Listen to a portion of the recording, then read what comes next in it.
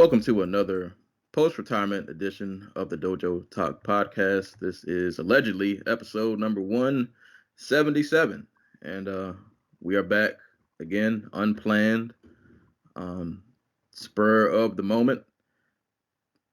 But yeah, we're here. We're here to talk about things. You see the title, so you see what we're talking about. A certain card went down last night that I thought was pretty interesting, so I figured we should come on here and talk about it. But of course, I will not be talking by myself. I'm joined once again with my co-host Antaku. What's going on, man? How are you doing? Um, I'm tired. Yeah, yeah. I'm actually, you know what? I'm not as tired as I thought I would be. I was outside of watching the Rizin and Bellator card. I was like, I'm gonna try to make it to midnight for the new year. I didn't think I was gonna make it. I was telling people Happy New Year early in anticipation that I was just gonna go to sleep. But I made it. I actually got to about 1 a.m. Then I passed out. Yeah. And, yeah. So now I'm here. See the issue with watching New Year's Eve live, for these Japanese MMA events, um, is that they start at midnight on December 31st. Mm. Like, I got no sleep between like 11:30 on Friday night and 2 a.m. on Saturday but Sunday morning. This is what this sport does to us. This is this is what MMA does to us. This is the love that we receive back Yeah. for staying up and trying to be dedicated fans of this wacky sport. Just deteriorates your body and your sense of time. Uh, you know, they studied like athlete brains for CTE. They need to study us Yeah. after we pass Oh to my figure out God. what's the sport doing to us, All that trauma. man. But yeah, we're here to talk some Bellator versus Rizin. I did not write an outline for this episode, so it's gonna be a lot of freestyling. If you happen to be a first time listener, um, I don't know the next time you'll hear another episode, but we're supposed to be retired, but every now and again we just kind of come back. There's Uh, always something out there that's just like, yeah, want to talk about that. yeah. Every now and again, there's just a little interesting thing happens, and we talk about it. But if you want to go check the backlog, feel free to do so. You got 170 plus episodes to go pick from. Um, I guess real quick before we get into the card, new year, uh, new things possibly for some of us. I don't know, maybe the quick like 2022 recap and things looking forward to in 2023, goals, aspirations, whatever, if you have any. Um, Like in my personal life, Personal, anything, I whatever you mean, got. I need a car. Yeah, that's a thing. Yeah, no, I haven't had a car since like June. So I've been riding around on my bicycle, catching rides when it's too wet outside to do so. So Mm. I need a car. But on a even more personal, I want to do more yarn stuff. Like, I feel like I take long breaks in between when I finish stuff, and I want to just start hopping from one thing to the next. Mm. There So, we go. yeah. How about you, Sensei? Um, I actually did a blog post yesterday. I try to blog once a year, and I met the quota real quick. I only had a couple hours left, so I hurried up and made a blog post yesterday. But I was just thinking back on 2022, like, man, this year was like a blur, but it was also like a lot happened. Some good, some not so good. But I don't know. I'm happy to just be here. Um, not to bring the blues to the podcast, but I've just seen a lot of people just not make it this year. Like a lot, like more than I've ever seen before, and it's getting weird. Like I'm just looking around, like man, so many people that I started the year with are not here anymore, and it is. I don't know. So I'm just grateful to just be here. Mm-hmm. I've been working a lot, like working on the job and outside of job. I've been doing my Twitch thing. I'm on YouTube trying to battle the algorithm. That's that's an interesting fight. The algorithm got like the Floyd Mayweather dodging, boy. It is hard to figure out. That YouTube algorithm's a beast. But just been working a lot. Still doing creative stuff out here. 2023. I guess for y'all to know, because this will involve y'all. My Discord. I probably said it the last time we did a podcast, but I mean it this time. We're recording this on January 1st, 2023. By the end of this month, my Discord will be like a thing. It'll be open, and we can like watch fights and do whatever. That'll be a thing. I don't know. I think in 2023, I just want to make some more progress. I got to take some shots. I got to put myself out there a little more. I'm not good at marketing myself. I don't like marketing because marketing brings attention, and I don't like attention. But Right. you can't make creative things and not have attention because people got to watch the stuff you do. Unfortunately, you can't make it and just keep it to yourself. Well, you could, but what's I want people to see my stuff. So Yeah, exactly. yeah, try to just put myself out there, take some shots, and I want to make a career change. And if anybody who I work with happens to listen to this, shut up, say nothing. But I definitely want to make a career change of sorts. I've been at my job currently for January 27th will be 9 years. And I think I'm about just ready to just kind of do something else.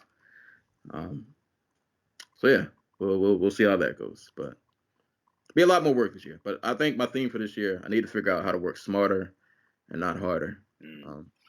Working hard is lame. You are not wrong. Yeah, working hard is lame.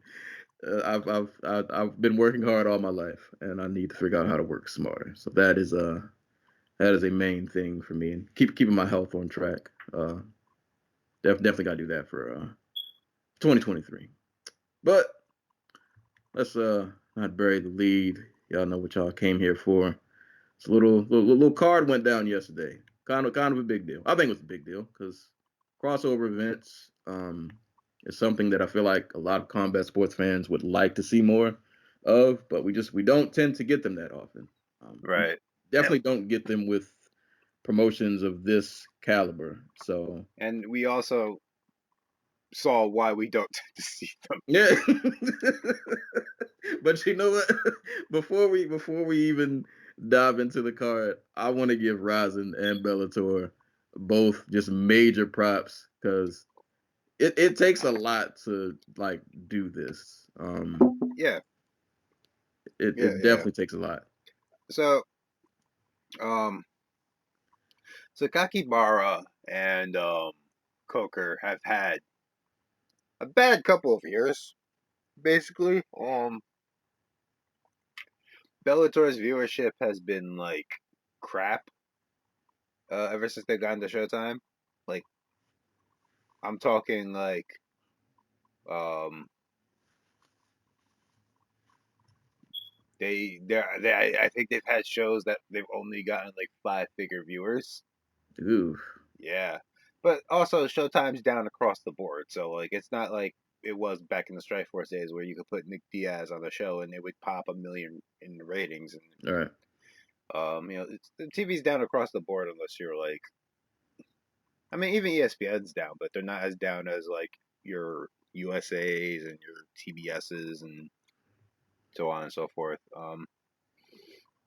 And Sakakibara has been ongoing himself since like 2020, throwing tens of millions of dollars at guys like Floyd Mayweather to come in and just beat the shit out of his own talent.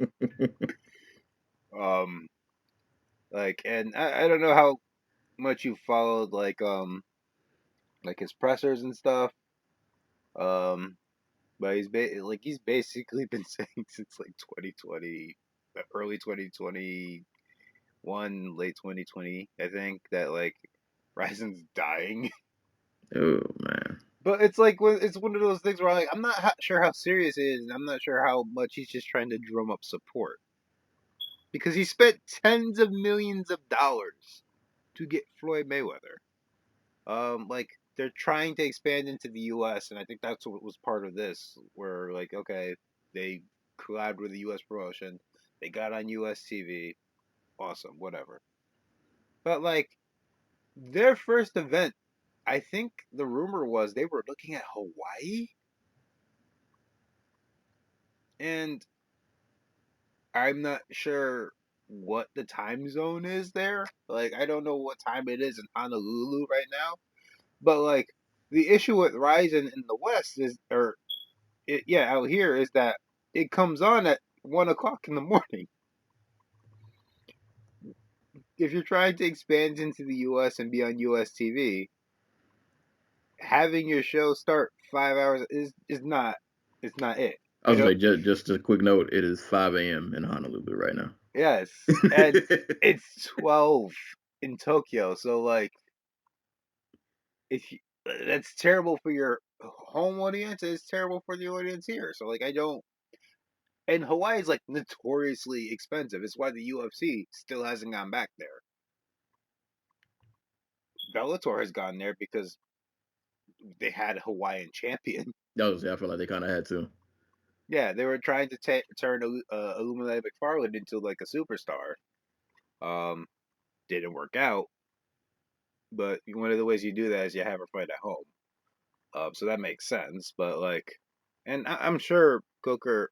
One of the things Coker's done is he's made friends with like local politicians. That's why Bellator was doing the one card a year in Italy deal. Hmm.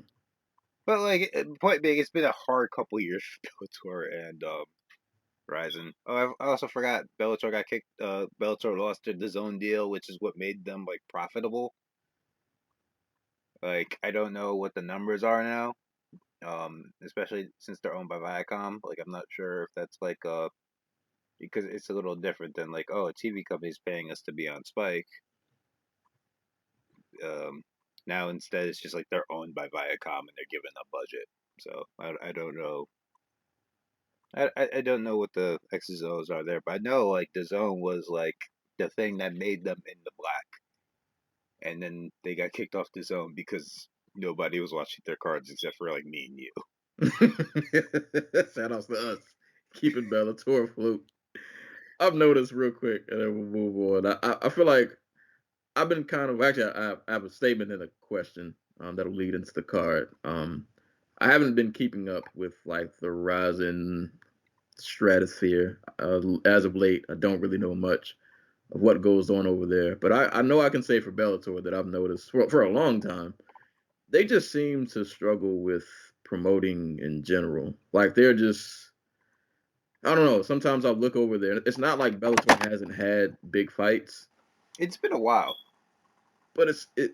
I don't know. Like I feel like they don't even hype up their fights as much as they should. Like they don't make them seem like they're like Important. must. Yeah, like I don't know. Yeah. It All right. So some I'll say this. I um I don't think that's just a Bellator problem. I think that's a 2022 new media problem because like I was reading this article a month or two ago. It was about like the Barbie movie. The what's her name? Harley Quinn. I know you're Mar- talking about it. Yeah, I forgot her name. Margot Robbie. There we go. Yeah. Yeah. Um, and the author was talking about like based on like all the hype and all the talk about the Barbie movie and blah blah blah, you would think it had come out already. It's not coming out until like August. Mm. Like nobody knows when things are happening anymore. Like advertising for things is like ridiculously hard. Like Disney released a new movie called Strange Worlds like around Thanksgiving Yeah, and it tanked. and it tanked.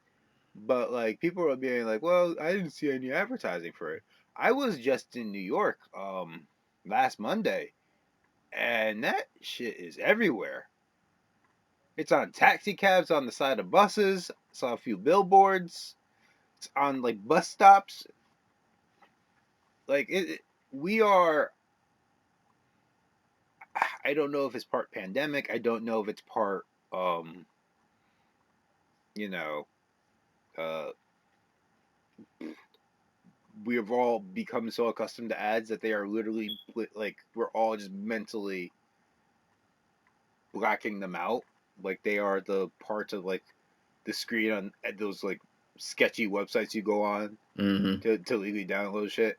No, I definitely feel that way because Twitter is getting a little out of control with the ads now, and now well, Elon Musk needs to make money. yeah. Can't run. But these ads are getting out of control. Yeah, but like, so like, but like, here's the thing. Do you remember Sabatella and Rafian Stad's getting into a fight on Ariel Hawani's show? Yeah, That was a thing that happened. It's not like they're not doing the media rounds. It's just that like it's not for catching. It's not. it's not catching. It's not grabbing people's attention. Um, I'm not sure if it's just because it wasn't just ostentatious enough. Like they didn't actually get into like a fist fight. Someone didn't get the like. I'm wondering if it's that too. It's just that we are in a period of like escalating. Like I'm not gonna say debauchery, but like you gotta be really, really, really out there nowadays to like catch on. You know what I mean? And sometimes I think Bellator still just has this stigma There's of also which, that. There's yeah, definitely people also that. people just kind of look at Bellator like, oh, you're still a thing, like, and nobody like pays them any like real attention. Like they still have good fighters, but people just look at Bellator like, oh, you're the great value brand of the UFC, and we don't really care about you. You go over there, and I mean, there's a lot of that. There's like uh freaking also they just that like I enjoy a lot of Bellator cards. If you watch a Bellator prelim, you're gonna see the most violent MMA you're probably ever gonna see in like your life. Like dudes are out there with like 2-2 records, kicking each other and breaking each other's shins and shit. they've Like evolved past the neighborhood mailman versus the local gym instructor. I mean, not by It's, much. Let's be like, it's a lot of NCAA wrestler fights. Guy who works at the hardware store. Like there's a lot of that too. Don't get me wrong, but like they just like they've had a string of very unfortunate main events. Like they've had some good ones. Neiman Gracie versus oh my god, wrestler dude. Storley. Starley. There we go. Logan Starley. Um, hell, Storley versus Amazov was a good fight. I don't think it was a main event, but that was a great fight. Borix versus oh my god, I'm terrible at names. Borix versus not Patricio. Short dude. I don't know. I want to say White Show, but it's not White Show. It's not White Show. Former UFC guy. I actually really like him. I don't know why I can't remember his name. Adam Borix. Mads Burnell. Mads Burnell. There we go. Yeah. That was a great fight. But like they've also had fights where like Patricio Pitbull versus Adam Borix, where just kind of was a nothing fight. Not a lot happened. Um, uh, Vadim Nemkov versus Corey Anderson too. Like yeah, after that first fight, you expect Corey Anderson to just run through the guy. It might not be the most entertaining fight, but you'll get like a nice, fun, neat stoppage out of it. And instead, it devolves into a very slow-paced kickbox. It devolves into every other light heavyweight kickboxing match that doesn't involve Jiri Prochazka or Glover Teixeira. Right. Like that could have been a Rakic or a Magomed Ankalaev fight.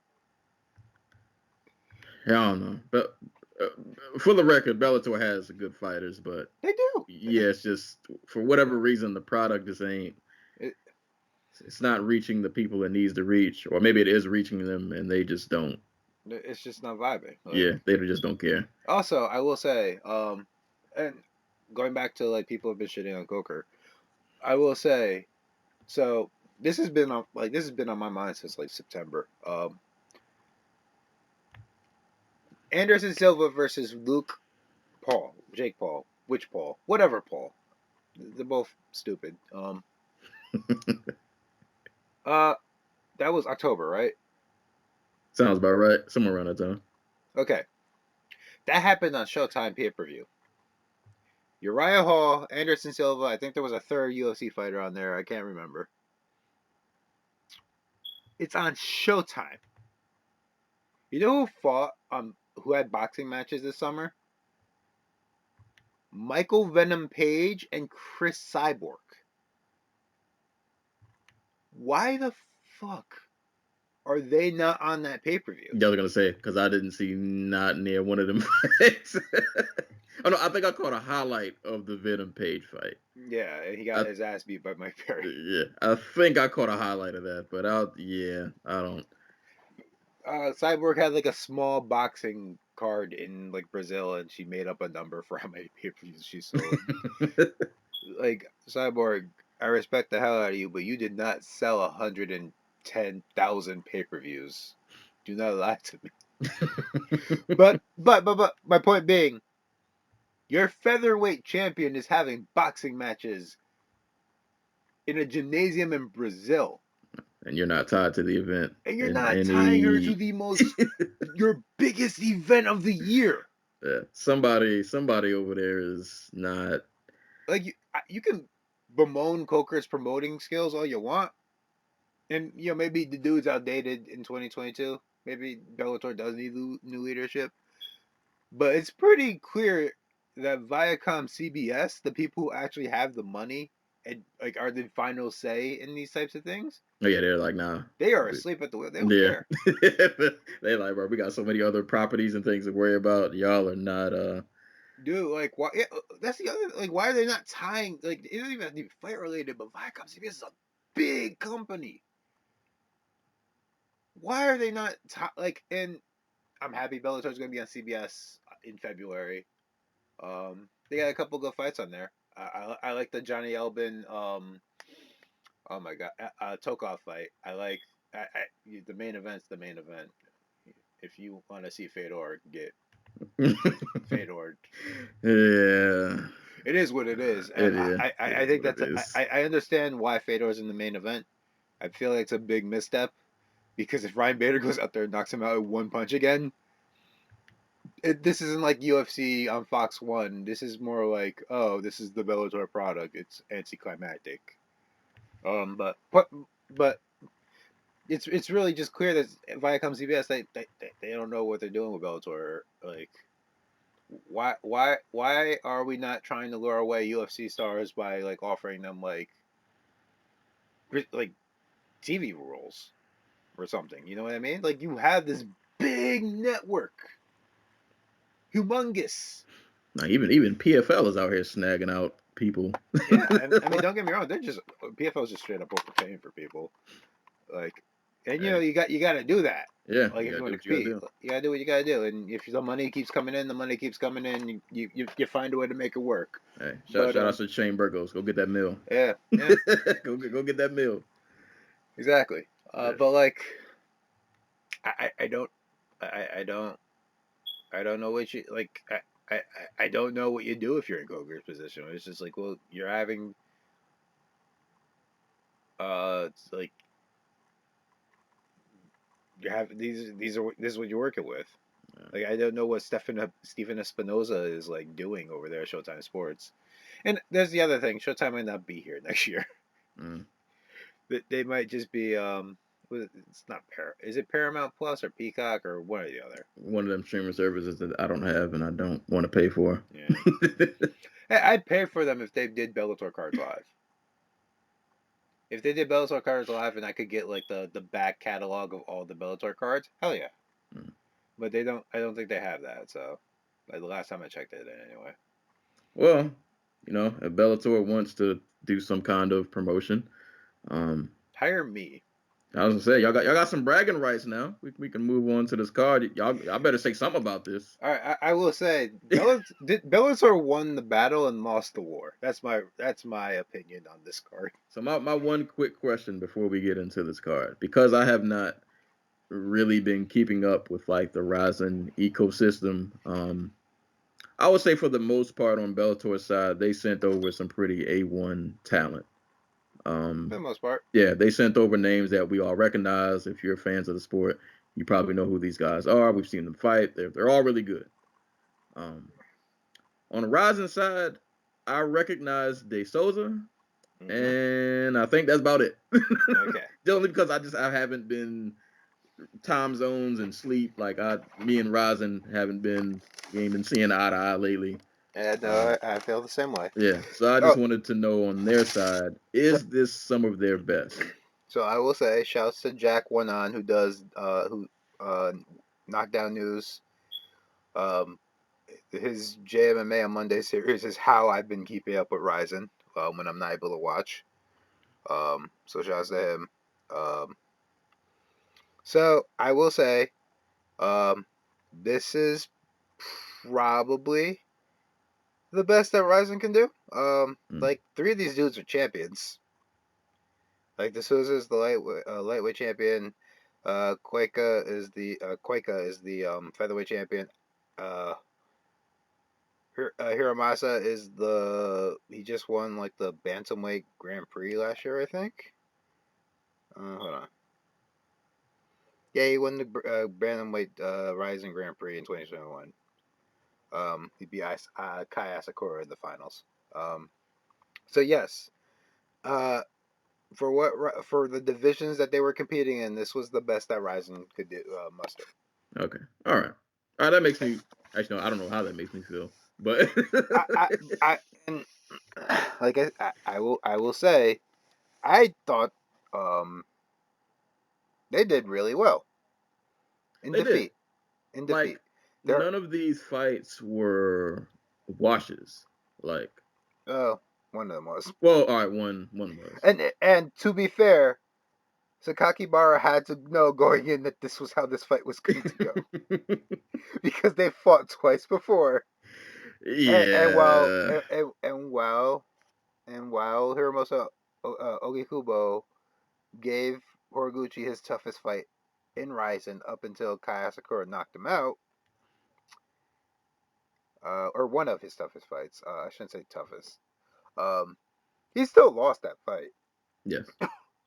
So you know. Also, it feels really cheap to say that or a Bellator fighter because he's fought in like inside the Bellator cage, like what 3 Yeah, like times. what has it been? It's been 3. Darian Caldwell, Patchy Mix, Sergio Pettis. Oh yeah. And he's 1-2. And to be fair, he's a flyweight fighting a bantamweight, fighting big ass bantamweights with Patchy Mix, and he was beating the piss out of Sergio Pettis. Yeah. But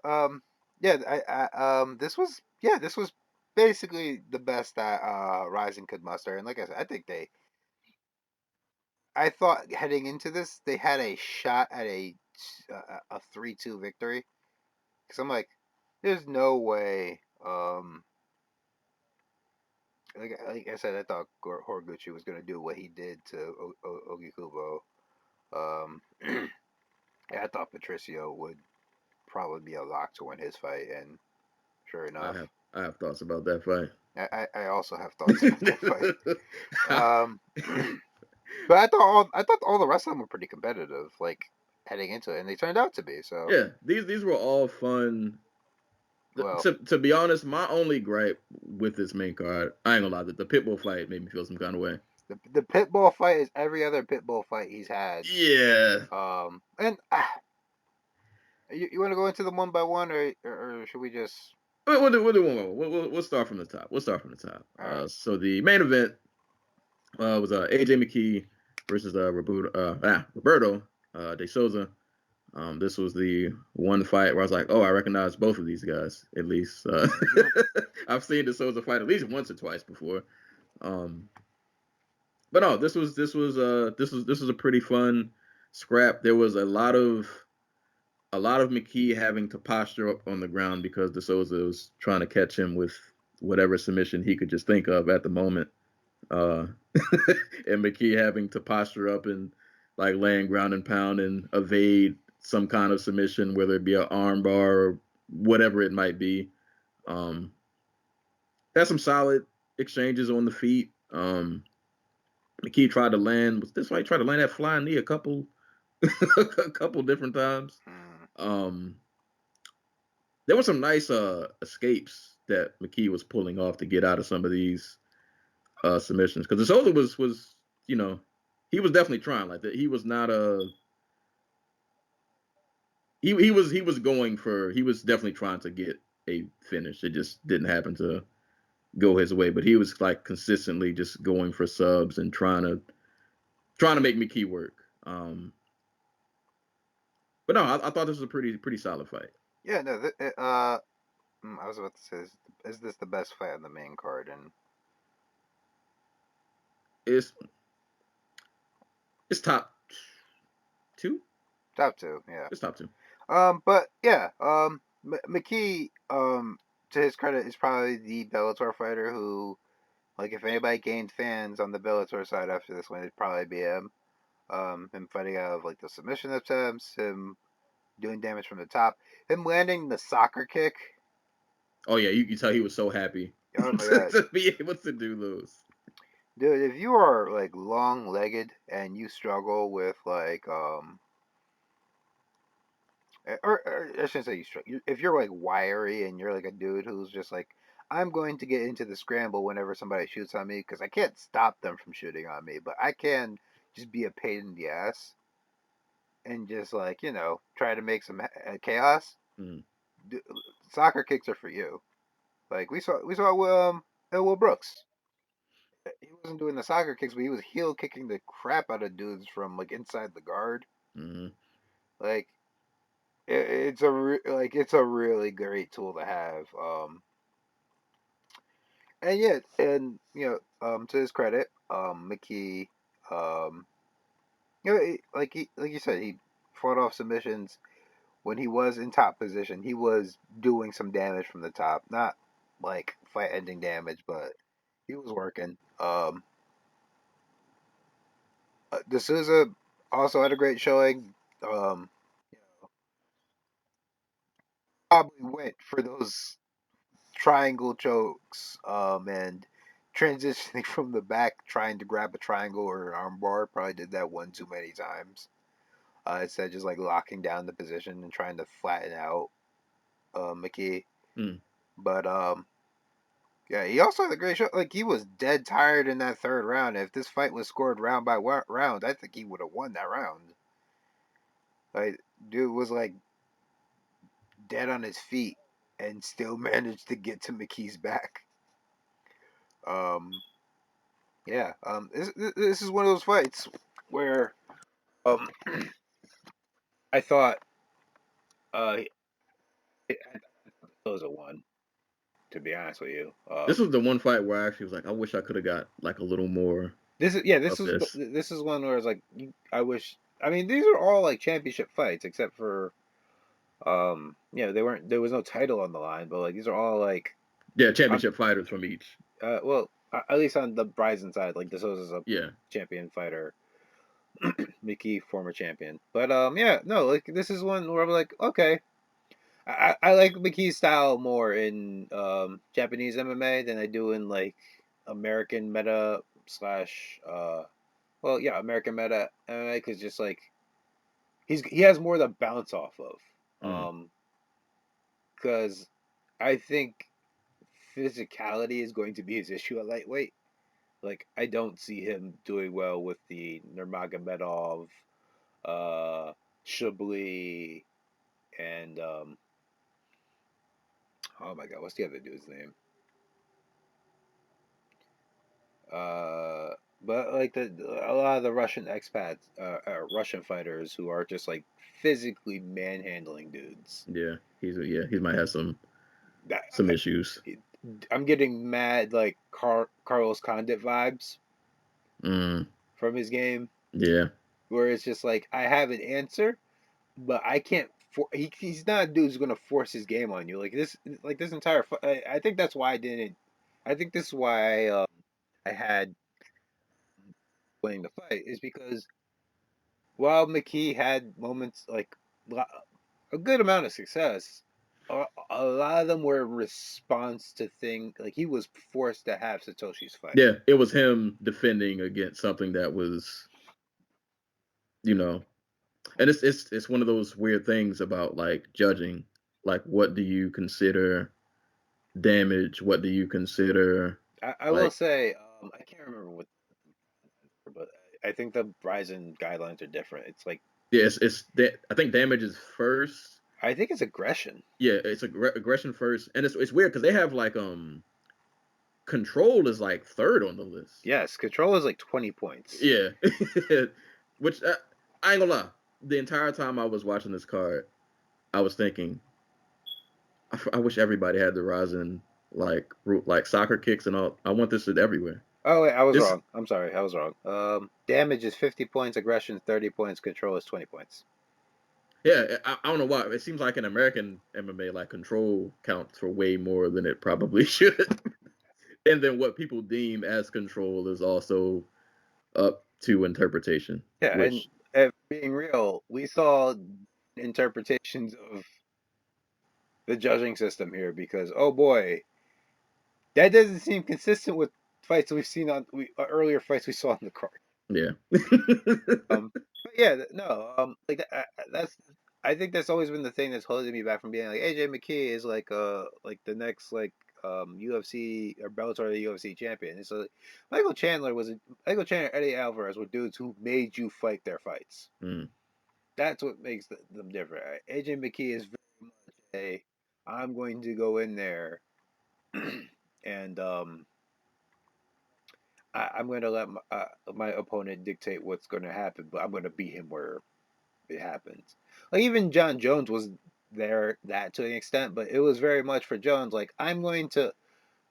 Well, for starters, Jones is just physically um a a beast. He's six whatever 6'6", Mm. and strong as hell. But Jones is always like I'm going to go where my opponent is best and then beat them there, rather than I'm going to let my opponent have that type of fight with me.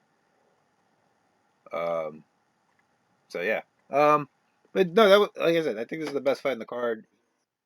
One fight, or the main card, I should say. One fight you watch. If you need to watch, and there's one fight you want. Yeah. Lots of good action, ground action going on, lots of scrambles. It was pretty frenetic. Like it was always something just going on. This is the most reminiscent of that era of like Dream, late Pride for Mm. me. Like this was the fight that was like, yeah, this is a fight that I would have seen on like a Dream card Mm.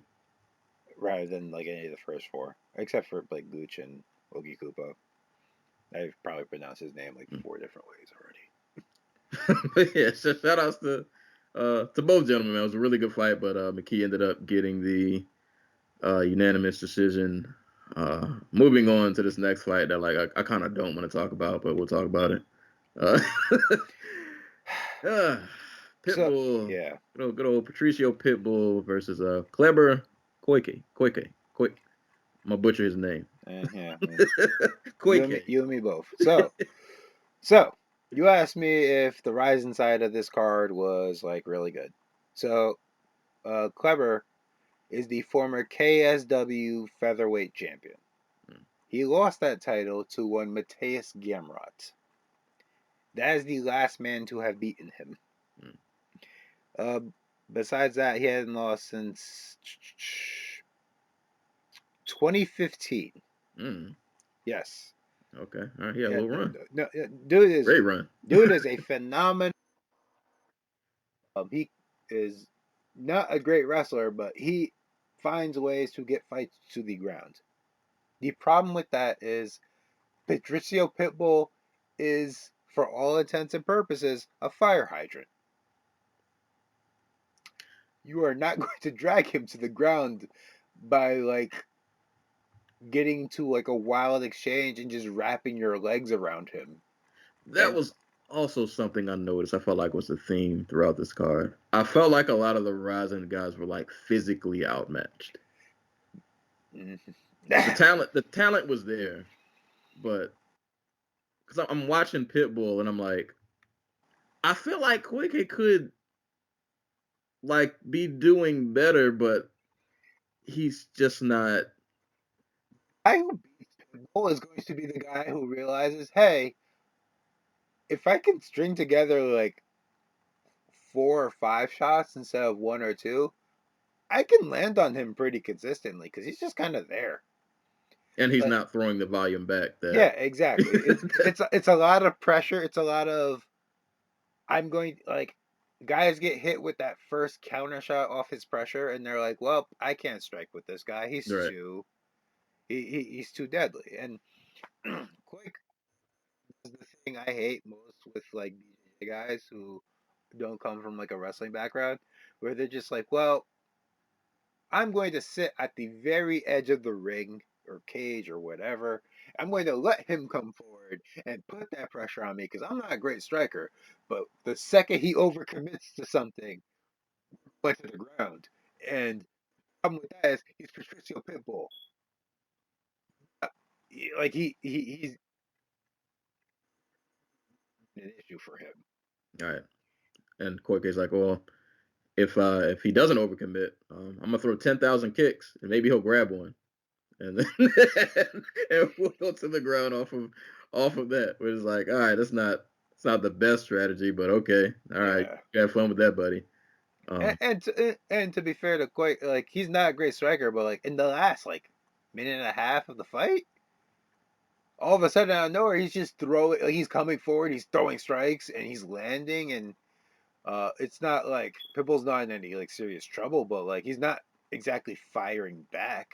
That was like my issue this entire fight. And I ain't like when I was by the time this fight happened, I was like, if there's one person from Bellator who's gonna give them a loss, I was like, it's gonna end up being Pitbull. Not Yes. because he's not the better fighter, it's because he's not. It felt like he should have been doing so much more. It was a lot of pressuring and feigning, and it looked like when like somebody bigger than you was about to hit you and you flinch, Mm-hmm. but like he never actually hit. I mean, he hit him, but like you would have thought he would have landed so much more. And it was just a lot of I'm gonna get in front of you, I'm gonna pressure, I'm gonna feint, I'm gonna look like I'm about to hit you. I might hit you once or twice. You know what's funny? This fight kind of reminds me a lot of Anderson Silva versus Paul. It's just like one guy is clearly better than the other guy at like striking, and he's like coming forward and making the other guy look scared. But when the other guy does throw, kind of lands. Yeah, he lands something. Because Patricio was just better at like, okay, I'm just gonna keep it instead of at like simmering. I'm gonna keep it on low. I'm gonna just ride this out to a win. And I can't, I can't be mad at Patricio for doing that because he's 20 years and 40 something fights into his career. Like he's 35, 36. Like he's good. He's getting up there. So he is sometimes we up there. forget like how long like he's actually been fighting for. He's been fighting as long as Jose Aldo and serious. Right. Um, I've, I've I've been there for the Patricio Pitbull wars. I've been there for his wars with Strauss, Mitchell. Like to me, Yeah, he's gave us a lot. he's A giving me what lot. he's got. Yeah. Hell out of him for it. I can't be mad at him for being like, And like you said, when Koike did decide to throw, like it might not look pretty, but if he manages to string along a 3-hit combo, 4-hit, he landed at least one or two of them. And it's just like if he would have did that a little bit more, I don't know. I felt like he was intimidated by the physicality a bit, and I, it made him not want to commit. I feel like as much as he could have. But it's like, dude, if you'd have pulled the trigger just a little bit more, you might have squeaked by a split decision. Like you and I think might have squeaked by yeah, one. I think you could really tell he knew that because like on his way back, Like it, like on his, like they cut to him walking into the back. I don't know if they showed this on Showtime, but you could see on his face, he's just like, I had like it got away from me. Mm. Like he wasn't as scary as I thought he Thought was. he was, yep. And you're like, man, that's a fight that he's gonna replay. Like, bro, I could have had that. I definitely could have had that if I just would have did one, two things differently. And yeah, Yep. he's gonna replay that a lot. But I mean, no, dude does have a good ground game. He pulled guard a couple times. He was trying some things. He was trying some things. But yeah, I think by the time he realized what he could have done better, it was a little too late. Yeah. Um, Another fight that if this would have went 5 rounds, he probably could have, you know, if he'd have just had one round, he just went balls to the wall and just like and just went all out. Like he might have been able to pull something off, but um, yeah, Pitbull is still Pitbull. Consistent. Yeah, you don't get to be in this sport for this long and fight at that high level and not have picked up a few tips and tricks, and that allows you to win fights like this where you could have lost, but you know. This is the main defining difference between him and Patricky. Patrick, like Patricky has to be like this knockout artist because he doesn't have like um, these like skills to like win these like ugly slow pace fights. Mm-hmm. And it is a skill. Like that's the thing. Like fighters age differently. Some of them like turn into like Fedor or Dan Henderson, where like if they don't knock you out, they're gonna get knocked out or they're gonna lose or whatever. Um, some of them turn to like Anderson Silva, Patricio Pitbull, where it's just like they have to slow down. Like It's like the NBA equivalent of like how at some point in the NBA, if you're lucky enough to be around for, you know, 10, 15, almost 20 years, you kind of have to develop like an old man game. So like exactly. remember like Vince Carter used to jump out the gym every game. But now when Vince is like 34, 35, it's like, all right, well, I can't keep jumping out the gym. My knees are going. So I'm just gonna shoot threes and shoot from the mid range. Mm-hmm. It's how you keep your career Yeah, going. and that's how you keep your career going. And yeah, in MMA, it's the same kind of thing. It's like, all right, well, I can't keep getting in these firefights. I've fought Daniel Strauss 20 times and Pat Curran 20. I can't do that no more. So I'm gonna be smart. I'm gonna be economical. It might not win me over any new fans, but these wins are gonna keep. I can still get a win. They're gonna keep the Pitbull Academy lights on. Yep, yep. So yeah, that fight made me feel some kind of way. I felt like we could have got a little more, but it didn't happen. But it is what it is.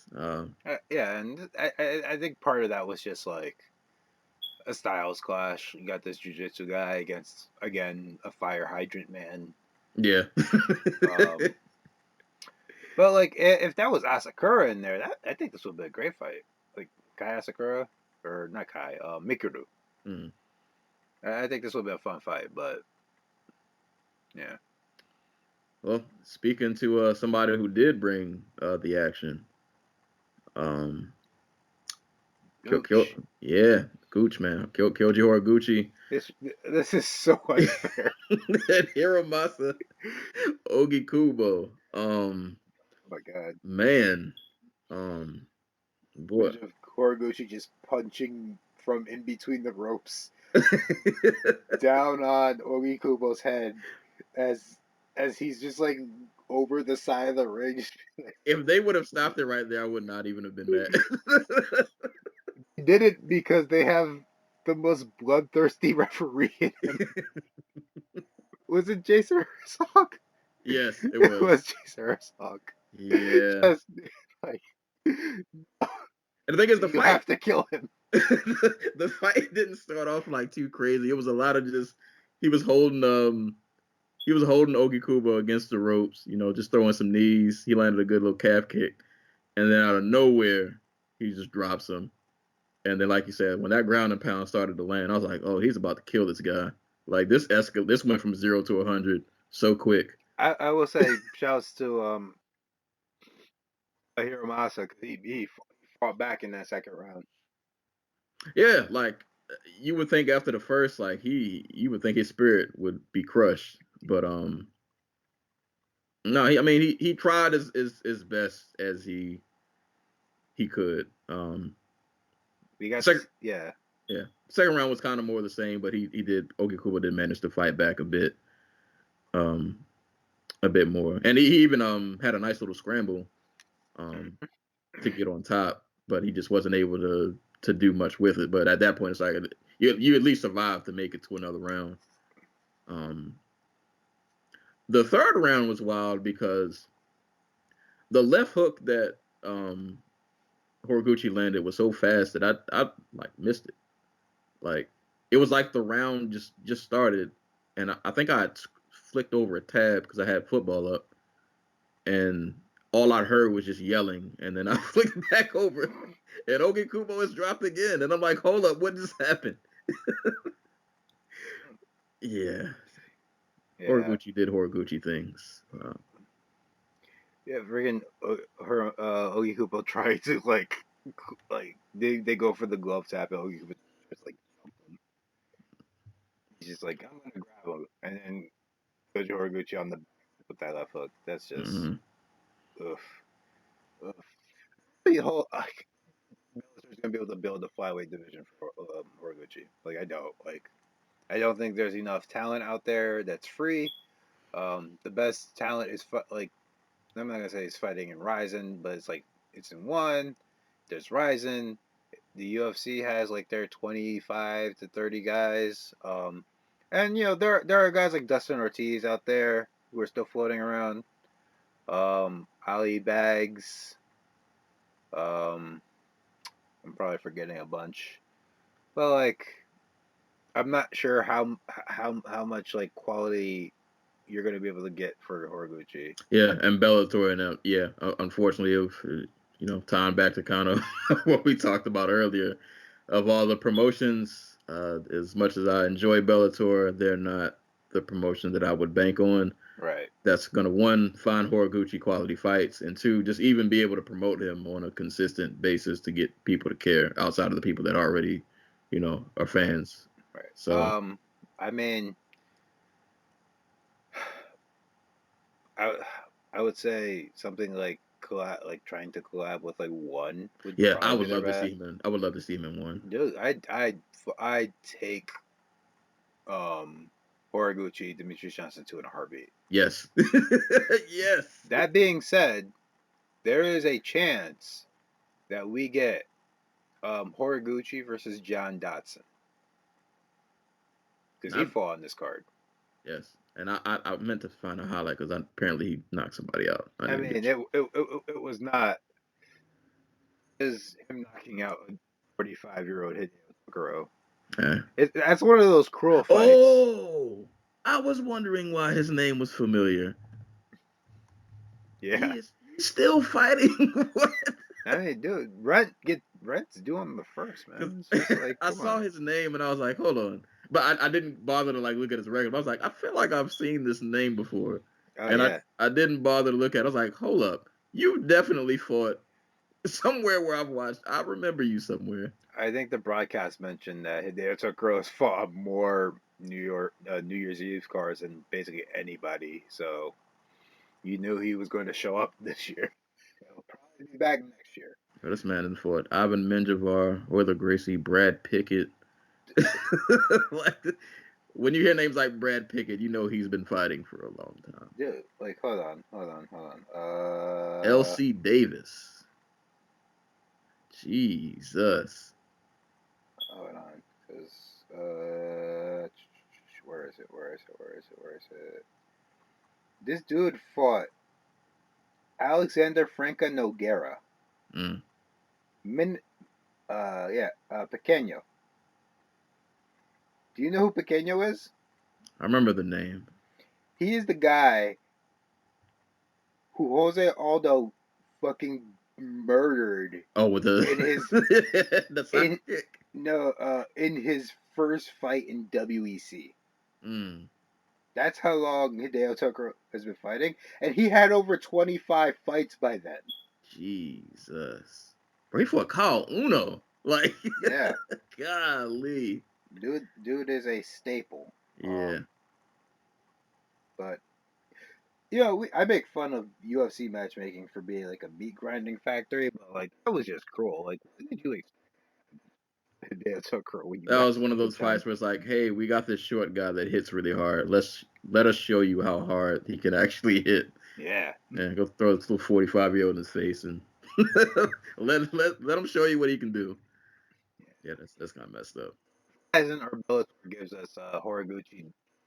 You know, fucking more power to them because I'd pay for that fight. Yeah, I'm all for it. I'm all for Freaking oh my god, I was about to start talking about John Dodson, but forget it. You know, it.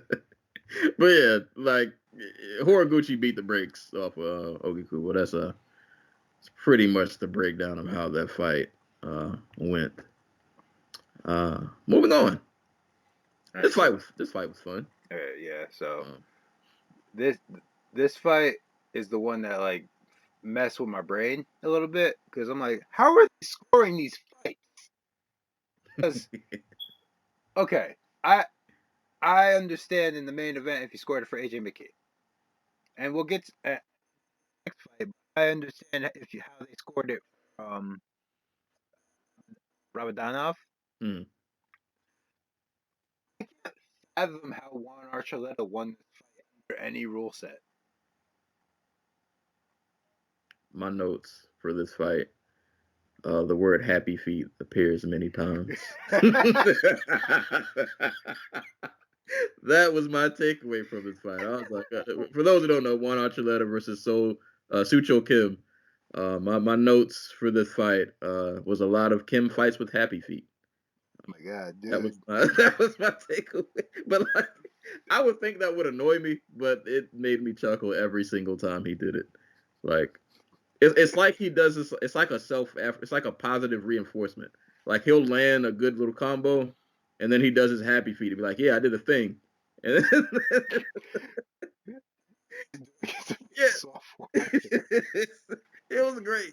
I like this guy. I like this. I like this happy feet energy that he's bringing to this ring. Yeah, Mr. Stutter Step. Oh man. Kim beat the bricks off Archuleta. Like on the feet, threatened him with some like really nice submissions. Not all of them were like super deep, but there was like a ninja choke at one point. Towards the end of the round The fight. ninja choke was close. Yeah, like Archuleta literally had the like He had to drop to his back because yeah. he was about to go night night. He was definitely going to go night night.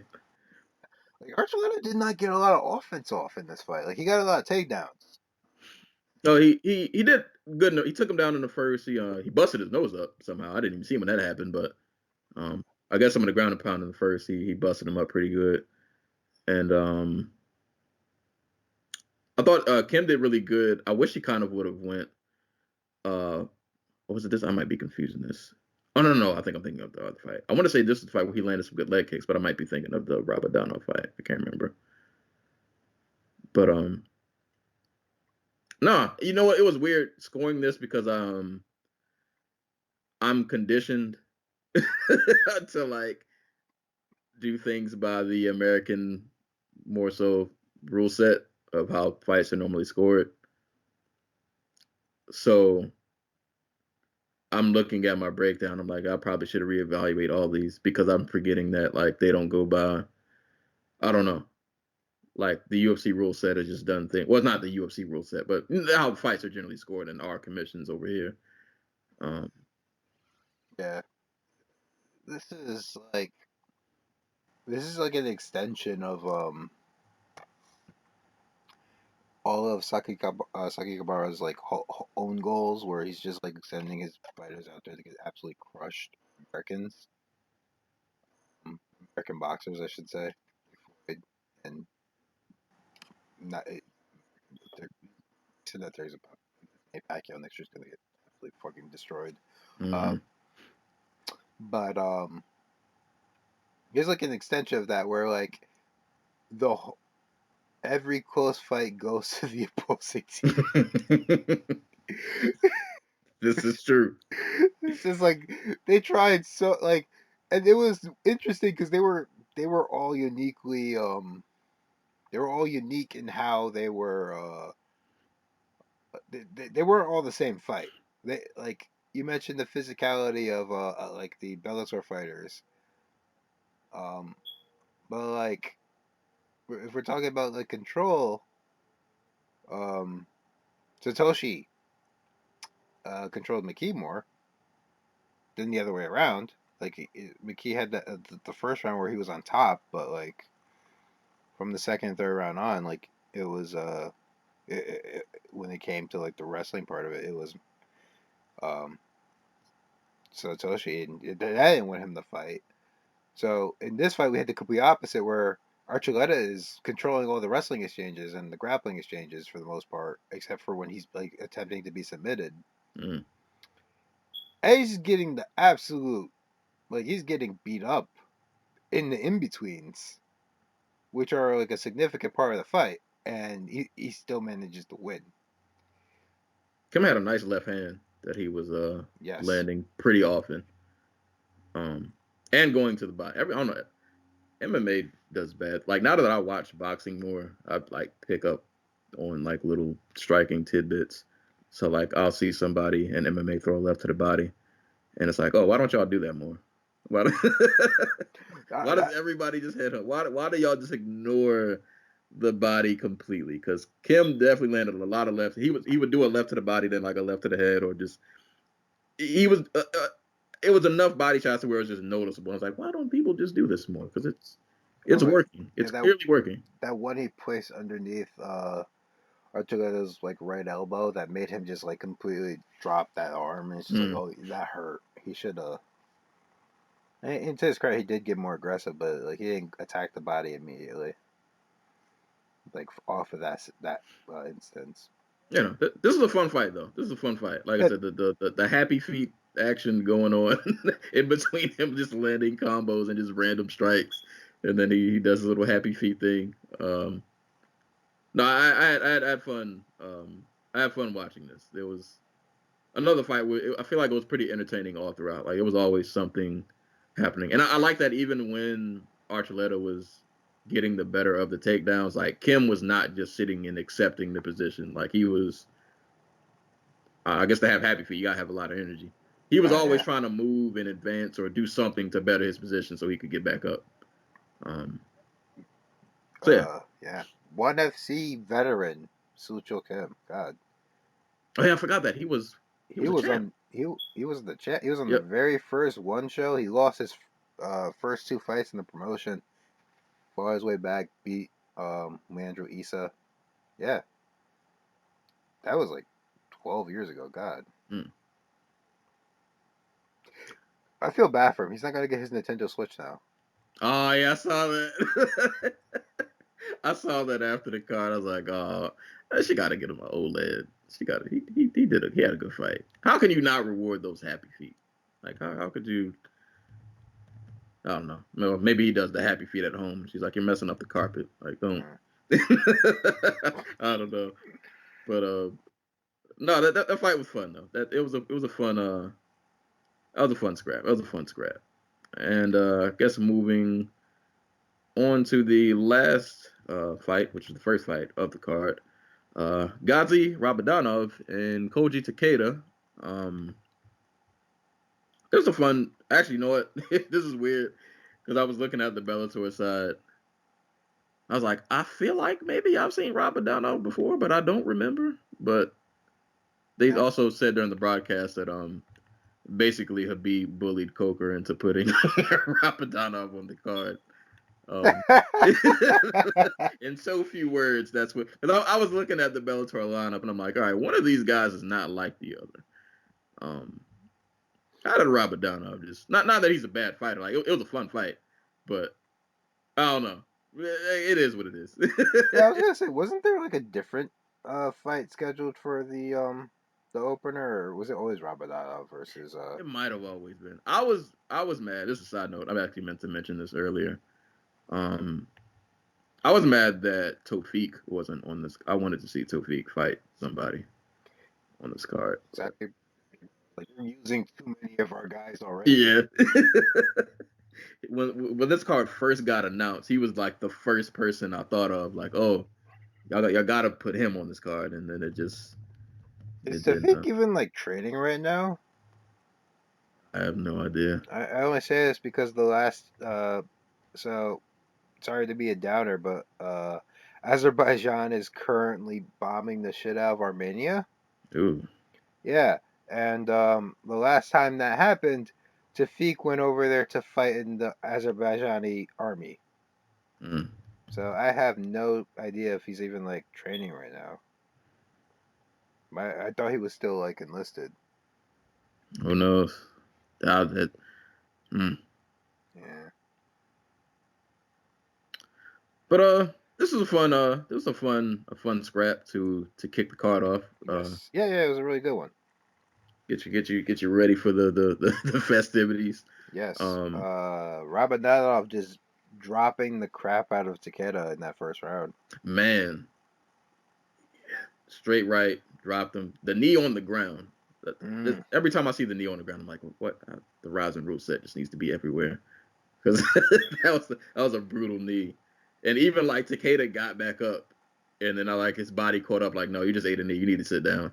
And then he just stumbles, just stumbles backwards and just falls.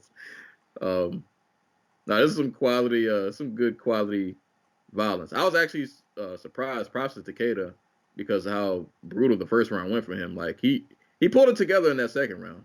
Like if this was a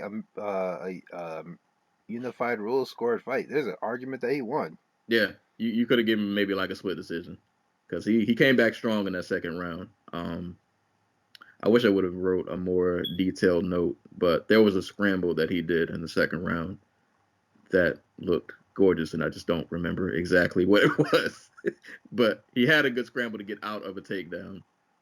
Um, yeah, no, this is just a good way to start the card off. Like this made you think like, oh, we're really like we're here. We're doing we're doing the thing. Like Yep. we're here. This is about to be a fun night. And I mean, for the most part, it was. Up in Pitbull fight kind of took the air out the sailings for me a little bit. Yeah. But outside of that, no, this was definitely definitely a fun one. I guess. Well, actually, no, I don't know because I don't know Takeda's like ranking and Rizin. Like, where is Um, he on the? he lost to Spike Carlisle.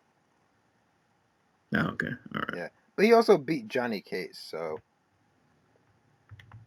I mean, he lost. I So he's Michael Johnson. basically. Oh yeah, why not?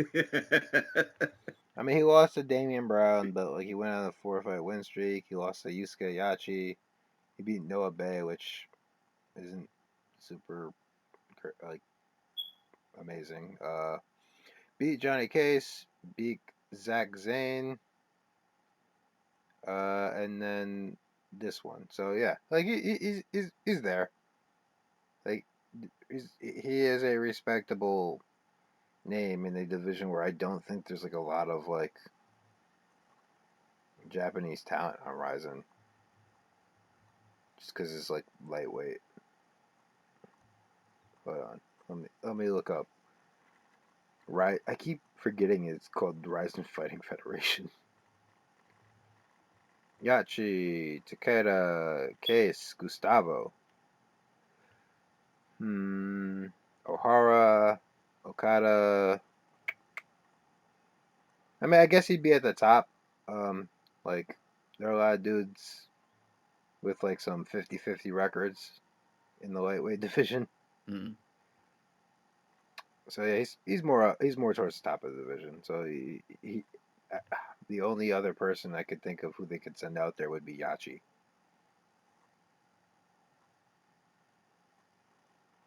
Man, yeah, this is another fight that had just a lot of good just good like wrestling transitions happening. Like Mm.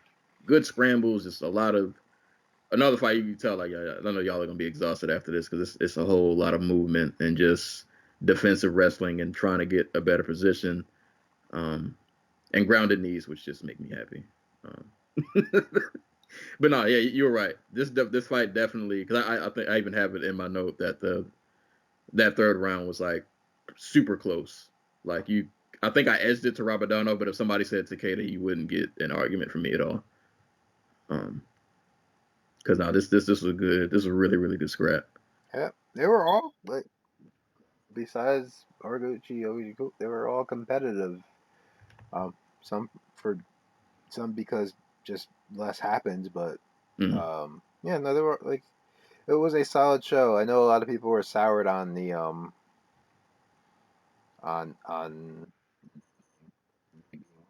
like, from an entertainment value, it was an entertaining show.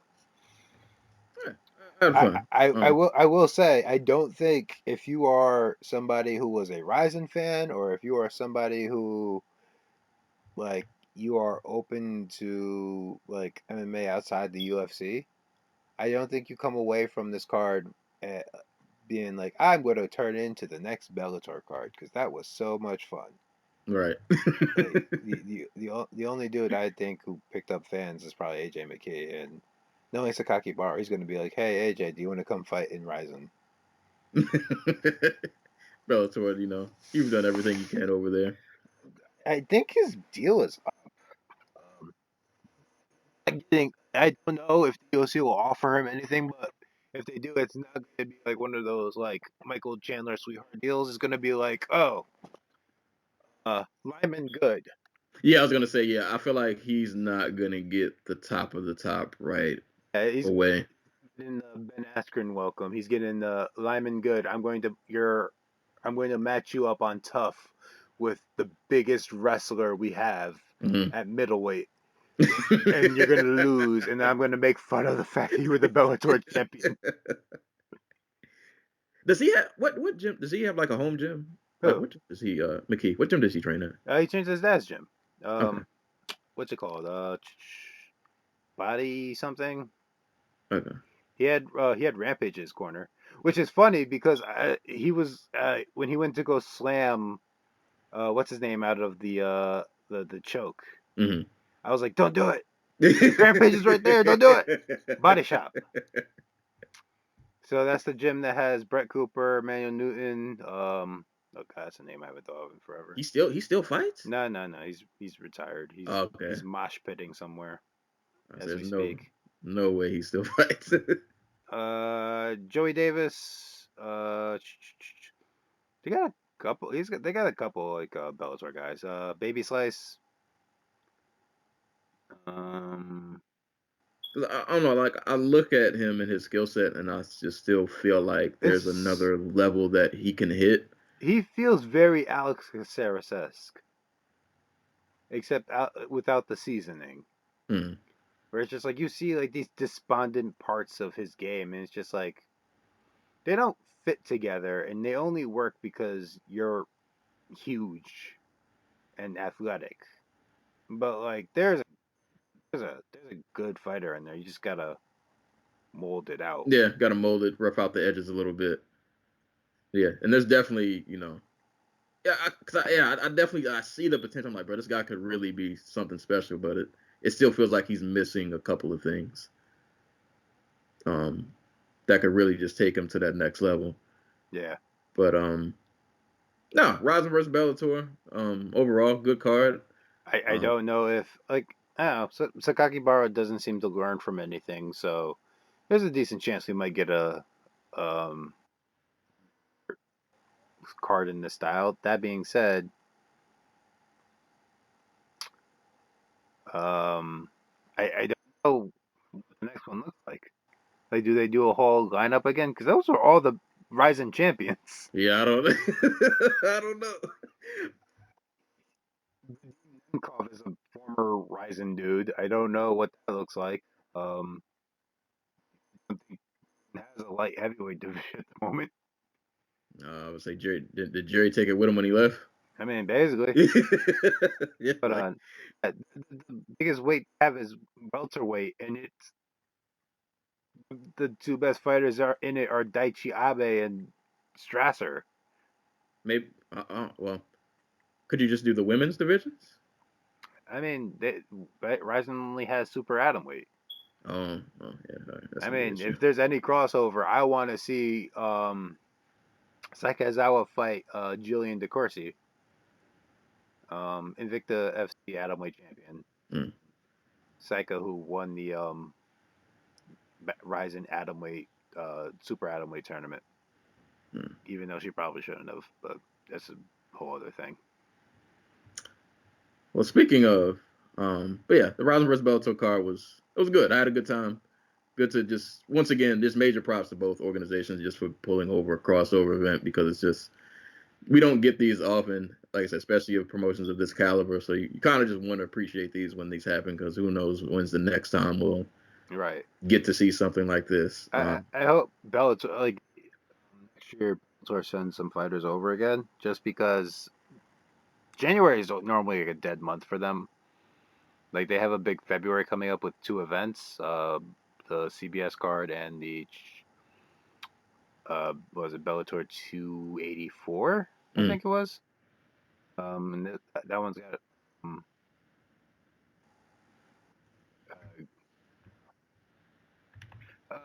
point being, they've got February coming up, but January is normally like a dead month for them. They can afford to send like a couple guys over there to make sure they get fights. Yeah, and you know they're pretty like a top heavy with most of their division, so you could send over a Stotts, you could send over a shoot. What's Pico doing? Send Pico over there. Let him fight somebody. Pico is rehabbing his absolutely destroyed orbital. Oh, yeah. Oh, all right, all right. Don't send Pico over Oh, there.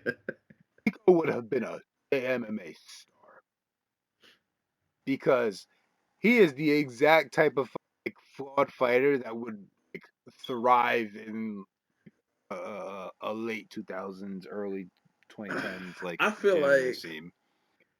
and we haven't seen how his career is gonna pan out, but I feel like I'm gonna look back at Pico's career and just be like, this should have went so much better. Yeah, no. I'm selling. I'm selling the boat on that one. Mm. I think I say he's done, but like this is it. This is the peak. Yeah, His the body, ride. the Yeah, body's falling apart. bro, Plus he all, was on the front page of ESPN at one point. yeah. Maybe I think that's probably why the. I wonder if that's why like the media circus around Bellator or the media around Bellator so like kind of died down. It's just like, oh, the last time Bellator tried to sell us something, we saw him get knocked down and submitted by Zach Freeman. Yeah. Oh man. So actually, real quick, speaking of cross promotions, while we were talking, I was trying to find an old Twitter post, and I finally found it. Um, so this is a hypothetical, and for this hypothetical, we're just gonna imagine that one championship weight classes make sense, Okay, because I don't remember how they work, but I know, everybody's just up a weight class. yeah. So yeah, So a a tweet that went out. This was on November 21st from MMA Mania. And the tweet, the headline of the article was One Championship claims superiority over Bellator in any metric. And it says, and I quote, our champions would steamroll Bellator guys. And of course, there's a, Chantry. yeah, but, but, shout out to Grabaka Hitman. He made a post about this, and I thought this was an interesting lineup. So I'm going to give you some fights. Okay, I don't know. Give me excitement level. Give me who you think will win. Whatever your thoughts would be. Um, so if Bellator versus one was to ever be a real thing, at 135, got two options: Sergio Pettis either versus Lineker or Andrade, because I guess I don't know if they're gonna rematch. I don't know how that situation is gonna go, but I think that's a fun. I think either of those. those are fun fights, super Yes. fun fights. I don't know how Dandrade versus Pettis would go. I know John Lineker would send Sergio Pettis to the other. Ether. Yeah, I'm down. I'm down for both of these. I think I would more so want to see Lineker versus Pettis just because I just want to see Lineker just have a chance to punch somebody's head off. But I think this is an exciting fight. I think if this would have happened, this, you want to circle that one on the card because something's going to happen that fight. Something's going to happen that fight. 145, Patricio Pitbull versus Kai Tang.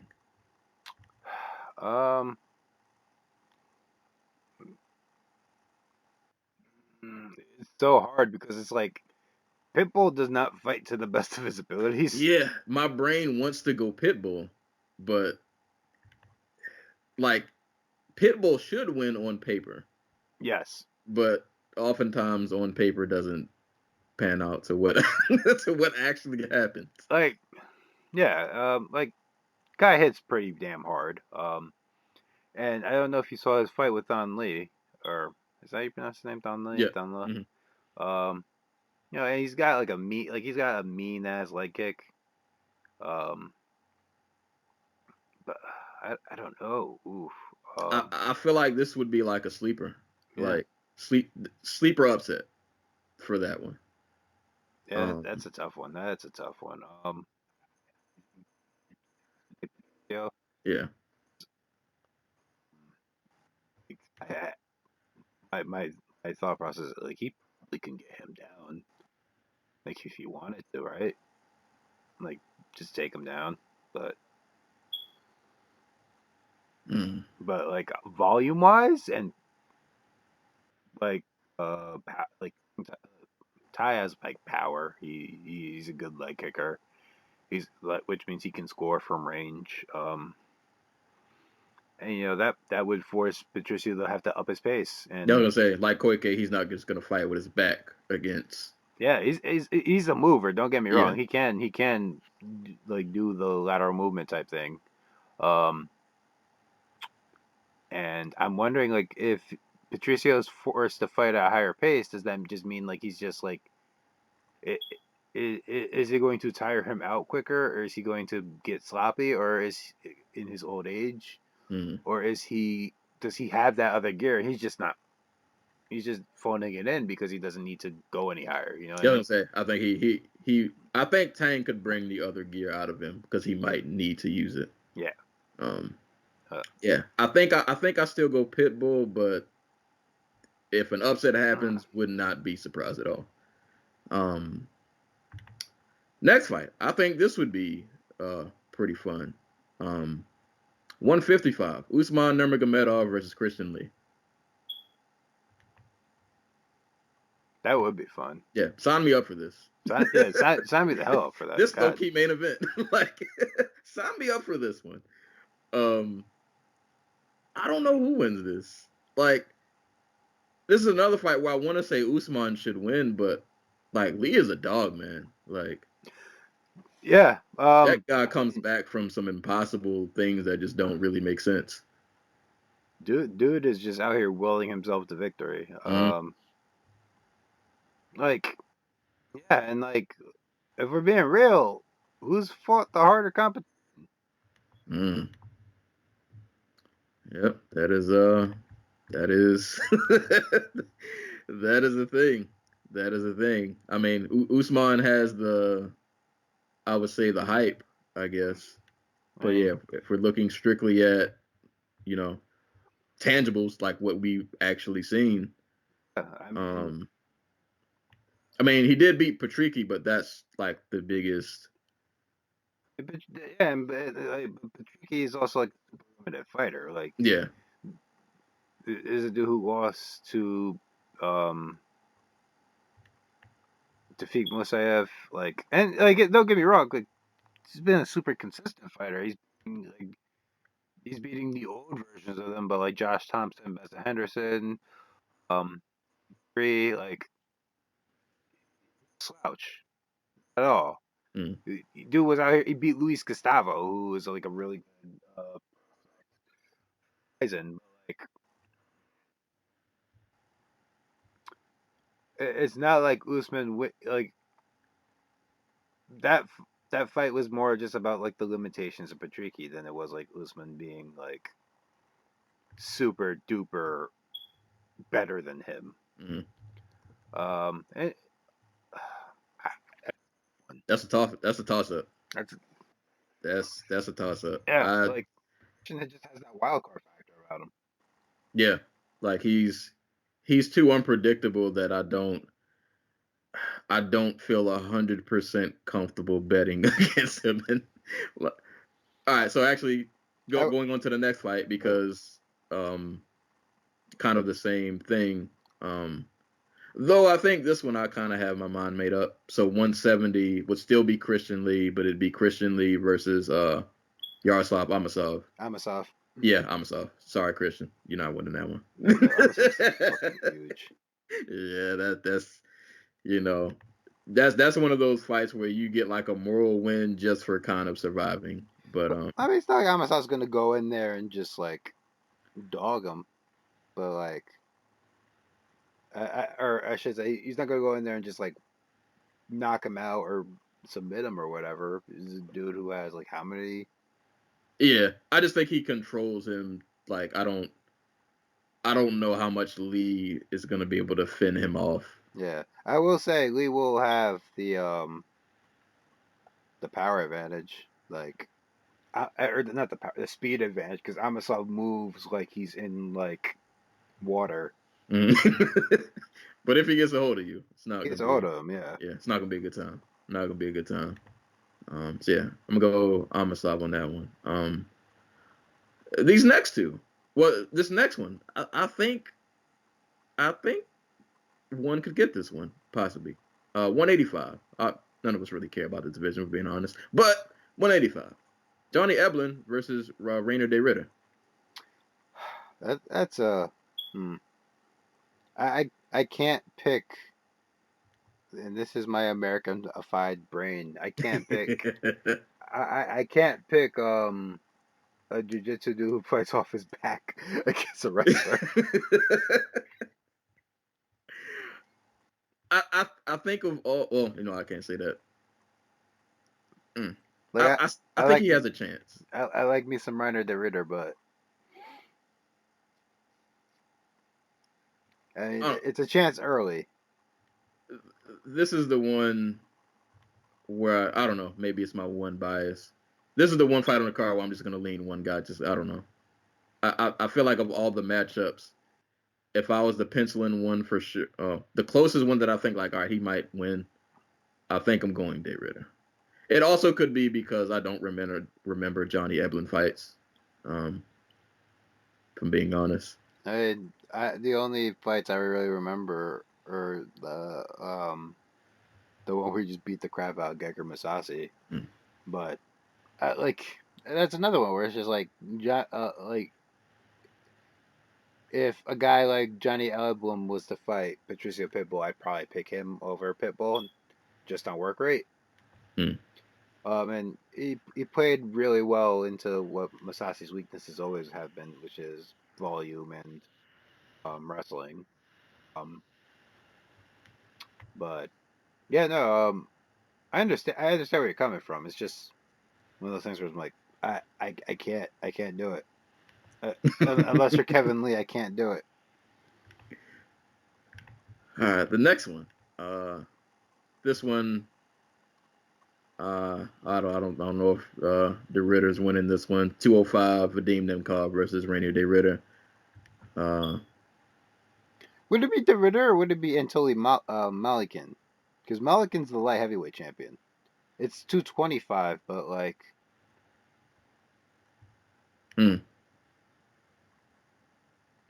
Yes, when you start getting the higher up weight classes for both of these promotions, is when I start being like, Eh.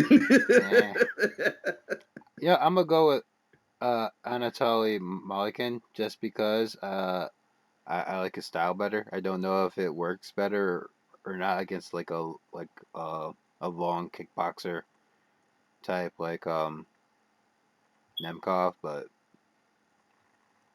I'm gonna bank on him being able to stop the takedowns and just find the range to land those big ass bombs. I don't know. And What? I don't care that he's 5'11". Yeah, and I was gonna say for both of these, I think I pick Bellator either way. Whether it's I think I pick Bellator either way. The heavyweight, I don't even want to mention this, but for giggles, Ryan Bader versus Arhan Bueller. Ryan Bader would murder Arjun Bowler. Yeah, yeah. I don't think we need that.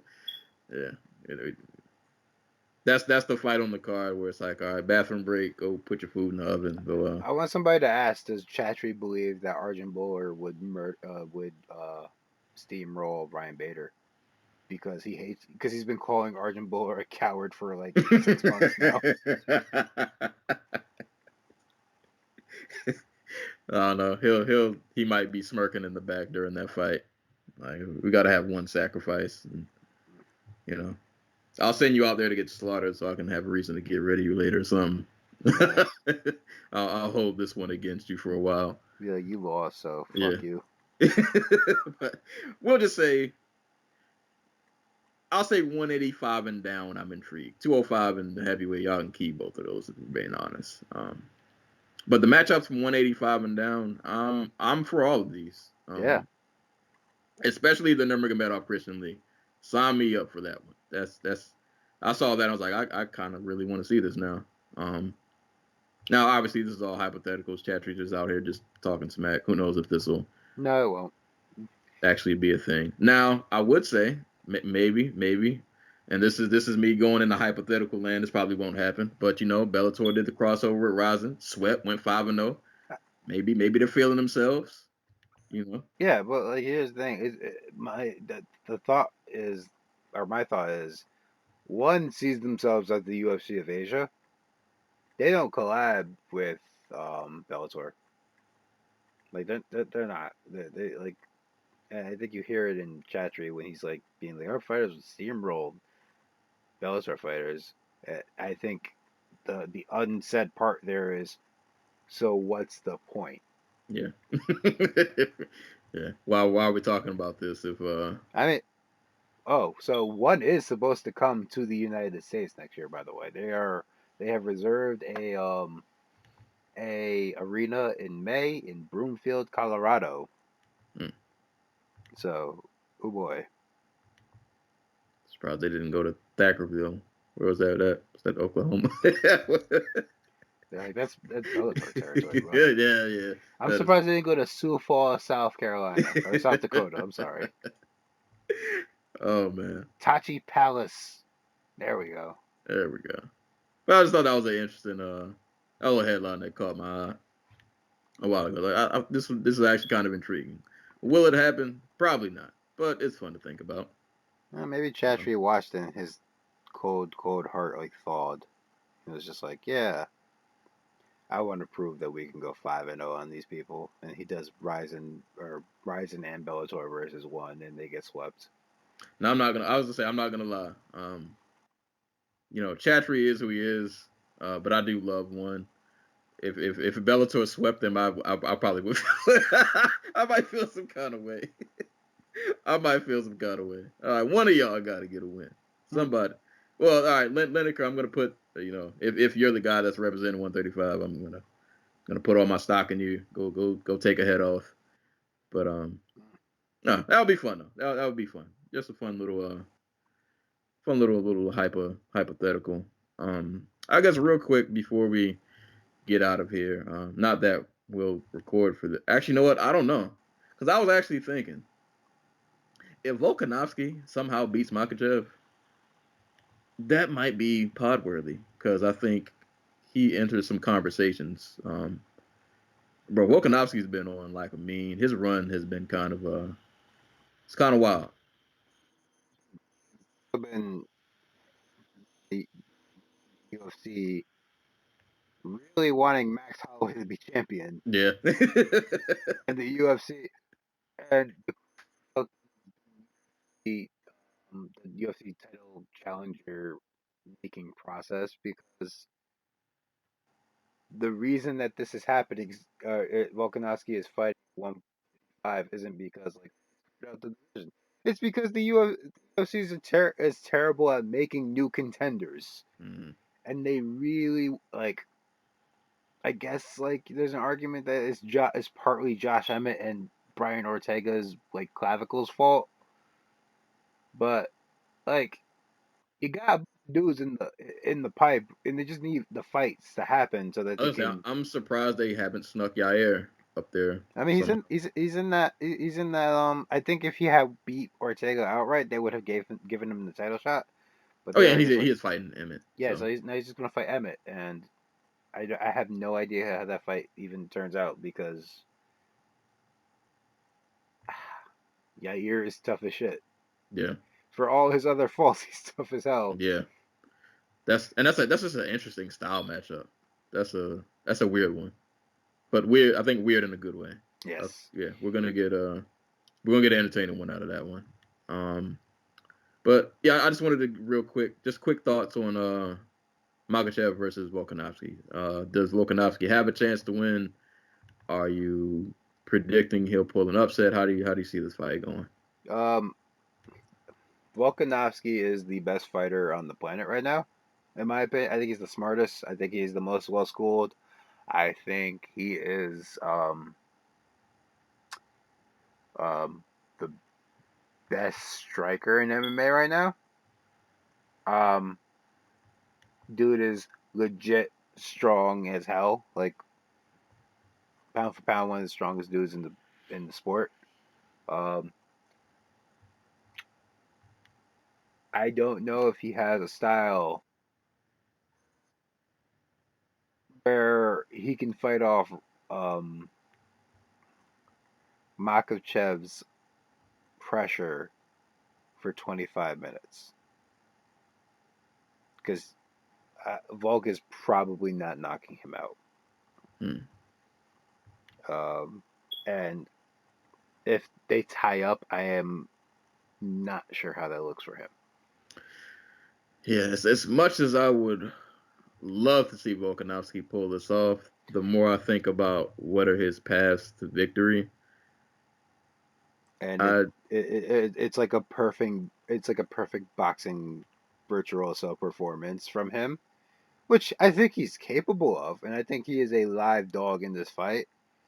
But if I'm like looking at it from like a okay, who am I picking to win? Think I have to go with Makachev. Like I think that's the safer bet. But Volk, if there's anybody who can do it, it's Volk. Let's put it that way. If there's anybody at 145 who's going to come up and beat um, Makachev, it's going to be Volkanovski. He's going to find a way to do it.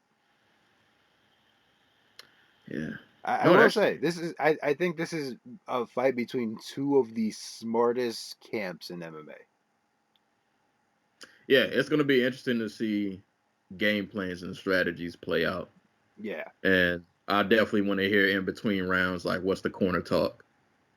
Um, because I think both of them have some puzzles to find out. Because even for Makachev, as much as I think I'm pretty sure he'll probably be the favorite coming in, but this is in no way a gimme fight. Um, like I guess you should win, but It, at the same time, like if somebody's gonna catch you slipping, it's gonna be Volkanovski, yes. and he's somebody who very rarely have I ever watched a Volkanovski fight and been like, oh, he made a mistake. He shouldn't have did that. Like, like you said, this guy's super smart. He sound pretty much everywhere. Like he doesn't have a lot of glaring weaknesses. Other than Makachev is just that strength they got over there is a little different, and you don't want that on top of you at all. Hmm. But I don't. Yeah, you're right. If anybody can find a way to get out of it, it's Volkanovski. Um, I'm. I don't know if I want to. Do I want to be bold and pencil in a pencil it? Because I thought, man, I thought Oliveira was going to beat Makachev. I really did, and boy, did that not go well. I think I didn't give Makachev his proper due. I think he was a little better than I probably gave him credit for. Same here. Like I did not expect him to be that smooth on the feet. And I say I'd imagine even by the time he fights Volkanovski, which isn't too far from now, it's only in February, he might even take another step. Because like I said, we were not expecting the striking to look that good, and I don't think he'll be better than Volkanovski, but overall, even if his striking just takes a little bit of an uptick, rounding that out with everything else he has going on, that's just even more danger. Mm-hmm. Man, I want to see Volkanovski pull this up. I want to see him pull this off. Um, but I think I'm gonna have to go Makhachev. After the Oliveira fight, I guess I gotta stop hating. Uh, I mean, you don't you have to know, stop hating. You just yeah, you have to. I gotta acknowledge that. Nah, this guy's good. This guy's really good. Um, he is way better than what I gave him credit for. Yeah. So yeah, I think I'm gonna go. I think I'm gonna go Makachev, but in my heart, I'm rooting for Volkanovski. But if you made me bet money or put a gun to my head, um, yeah, I gotta go with Makachev on this one. Um, yeah, so I think that's pretty much it for today's episode. It's a surprise episode anyway. We weren't supposed to be here. I don't even want to talk about the other two fights that are supposed to bring us out of retirement because yeah, like Crawford and Spence apparently just destined to just not happen. And I don't even know what John Jones is up to nowadays. Every like month I see, oh, he's training to be at heavyweight. Look at him lift these weights. I mean, he's shaped like a heavyweight now. Give him Yeah. that. But then I see that post and then he disappears for like another 5 months and it's like, all right, guys, I don't. This is the dude who's like always in the gym and then leaves. Right. It's like, yeah, he's not fighting anybody. I don't know, y'all. Yeah, those are the two fights. At this point, it's just John Jones fighting at heavyweight. I don't even care who he fights. But apparently, it's just not gonna happen. And Terrence Crawford and Errol Spence I don't know what's going on over there. Both sides are blaming each other, and I don't keep up enough to really know or care. Just at this point, I just know it's not happening. That's all I know. Nobody seems to be fighting anybody. They're fighting Yeah. everybody but each other. Yeah. Um, And yeah. There's a whole thing about that. I'm not. Yeah, that's a whole nother pod probably by itself. But yeah, so this is you guys' little bonus episode that wasn't supposed to happen but happened. The concept was too alluring. Right. But who knows when you'll hear from us again. Like I said, maybe if Volkanovski wins, I might be urged to come on here because I think that would be a pretty big deal. Mm. If he pulls that off. But I won't make any promises. We'll see how that goes when it happens. But guess real quick before we leave, any last thoughts, shout outs you want to give? Shouts out to Marcus Aurelio for slamming the shit out of Hidenori Tabata out into the mist pit this past week at Inoki Boombai 2022. Just absolute wild, man. This is why all I more Capoeira guys, because they're the only guys who think that's doing shit like this. I'm gonna have to watch that. I've been seeing you post clips of that event. I'm gonna have to. I have Josh Barnett fought on it. I forget who else fought on it, but like there were a couple of people like recognizable names, but Chris Aurelio. So I was reminded by Base Megaton because he posted this. So ever ago, I'm talking like 7, 10 years ago, there was a like viral MMA knockout of a dude doing like a three like a it was like it would be like a 360 spin into like what you call it, a spinning heel kick along some ropes. I feel like I know exactly what you're talking about. Yeah, it was Marcus Aurelio. Mm. Yeah, dude is man, and I think I talked about this with somebody. It was just like MMA does not provide for these unique people to be unique anymore because I used to be Japan. Like, there's no reason a guy like Michelle Pereira should be trying to learn how to wrestle.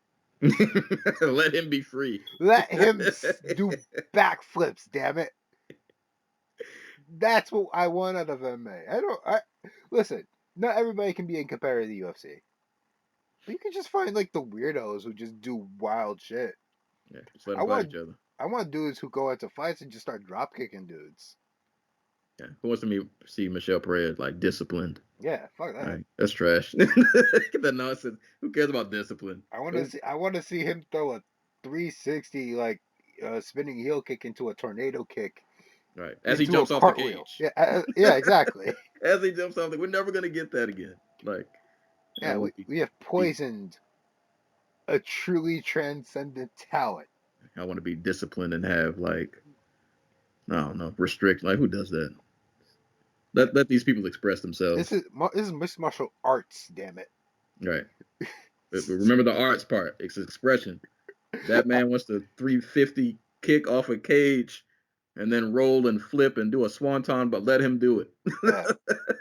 Let him do it. Who cares about rules? That is why I love Ganryu Jima concept. Just like, okay, we have a cage, we have a ring, and so we're just gonna put floors on a mat. And just elevate the mat 2 feet off the ground.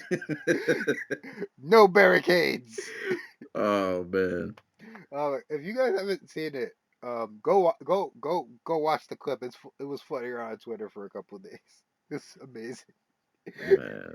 Like I thought the dude's arm broke because you hear like a crunch sound as soon as he hits the ground. Like that's his arm, isn't it? Oh. It wasn't. He's good. He's fine. Yikes. Yeah. I think he broke a rib. Oh no. Shout outs to expression. You know. Freedom of Yeah. expression. There you go. Have any shout outs? Rest in peace, Stephen Bonner, because that was the thing that happened. True. Rest in peace with Stephen Rest, Bonner. rest in peace, Stephen Bonner. We also have people this year. Yeah. If we stayed here longer, that the RP list is kind of long this year. It's a lot. So I'll just say collectively, rest in peace to everybody we lost this year. Shout outs on the college football tip. TCU going to the national championship. After the media, y'all tried to tell us that we shouldn't be there, and I saw y'all talking. So shut up now. We beat Michigan. I don't want to hear that no more. And we'll be playing Georgia, so that should be fun. Definitely looking forward to that. And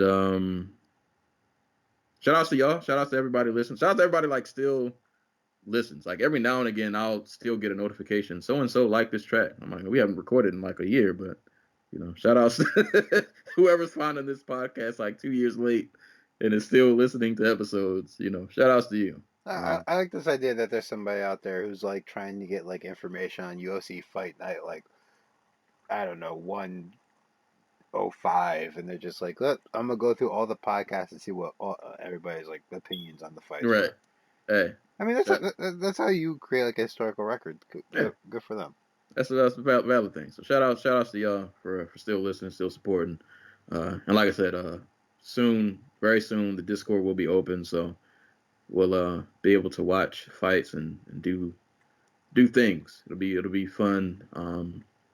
If you want to keep up with me, I'm on Twitch. It's where I'm at a lot nowadays. Playing video games, twitch.tv/Serial Sensei. Serial Sensei on all platforms. Mainly on Twitter. I have an IG, but I'm on it, but I'm not really on it. But you can still follow me. I'm on there sometimes. But yeah, I guess that is going to be it for today's episode. Y'all have a good new year. Or it'll be already 2023 by the time you hear this, but y'all be safe out there, man. Be hydrated. Drink some water in 2023. Please stay safe. Stay warm. The winters have been actually it's like 55 degrees now. That's kind of wild, but it was like 9 degrees last week. But stay safe in general. And yeah, this me and Anti Cool signing out for the Dojo Talk podcast, and we will see you whenever the next time we see you. Peace. Peace.